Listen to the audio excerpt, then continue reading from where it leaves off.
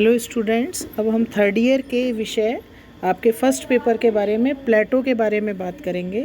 प्लेटो की जो चिंतन की पद्धति थी उसमें उसने बहुत सारी चीज़ों का, बहुत सारे वादों का समावेश किया था, जैसे द्वंद्ववाद, विश्लेषणात्मक, सोद्देश्यात्मक, निगमनात्मक, सादृश्यात्मक, ऐतिहासिक आदि। प्लेटो के सभी ग्रंथ जो थे वो प्रश्नोत्तर रूप में थे। संवाद या वार्तालाप की शैली में लिखे होने के कारण उन्हें संवाद कहा जाता है।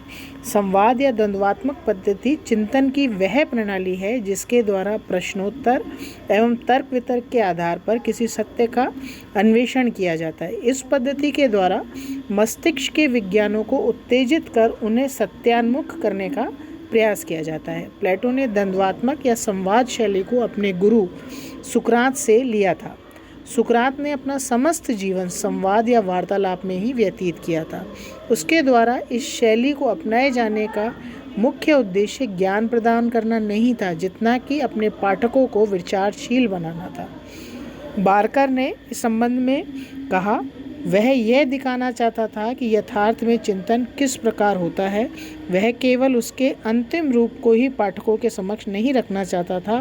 प्रत्येक सच्चे शिक्षक की भांति वह यह चाहता था कि मनुष्य उनके शिक्षण से विचार करे, और एक लेखक के रूप में उसने अनुभव किया कि उसके पाठकों में विचारशीलता अधिक अच्छी तरह से जागृत होती है यदि उन्हें स्वयं लेखक के मन की प्रक्रिया का अनुसरण करने दिया जाए।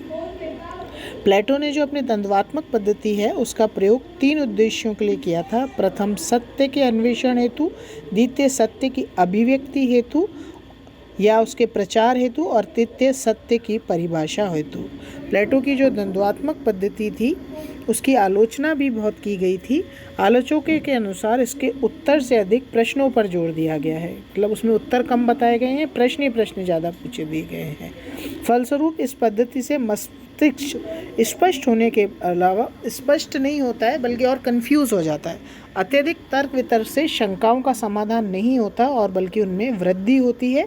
फलस्वरूप ऐसा उसकी आलोचना की गई थी। फलस्वरूप विकास की गति अवरुद्ध हो जाती है।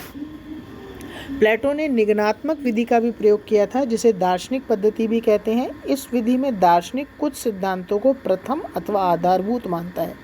वे एक प्रकार से सामान्य सिद्धांत होते हैं जिसमें कुछ विशिष्ट निष्कर्ष निकाले जाते हैं। इस प्रकार इस पद्धति को सामान्य से विशिष्ट की ओर चलने वाली पद्धति भी कहते हैं। प्लेटो ने सुशासन और अच्छे शासन के लिए कुछ सिद्धांतों को आधार रूप में स्वीकार किया है और उनके आधार पर उसने मस्तिष्क में आदर्श राज्य का चित्रण किया है। संक्षेप में हम कहेंगे कि प्लेटो ने अपने चिंतन में किसी एक पद्धति का नहीं अपितु बहुत सी पद्धतियों का प्रयोग किया है। इसके द्वारा अपनाई गई पद्धति का एक नाम नहीं दिया जा सकता। Thank you.